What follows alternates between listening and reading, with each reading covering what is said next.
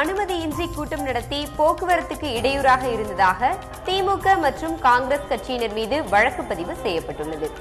கரூரில் போட்டியிடும் காங்கிரஸ் வேட்பாளர் சுப்பிரமணியன் அங்குள்ள திமுக மாவட்ட செயலாளர் நன்னியூர் ராஜேந்திரனுடன் வாக்கு கேட்டு ஊர்வலமாக சென்றபோது போக்குவரத்து பாதிப்பு ஏற்பட்டதாக கூறி காவல்துறையினர் வழக்கு பதிவு செய்தனர்.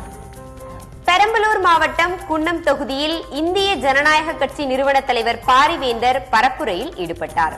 நமையூர், கீப்புளியூர், புதூர் உள்ளிட்ட 10க்கும் மேற்பட்ட கிராமங்களுக்கு சென்ற அவர் பொதுமக்களோடு கலந்துரையாடினார்.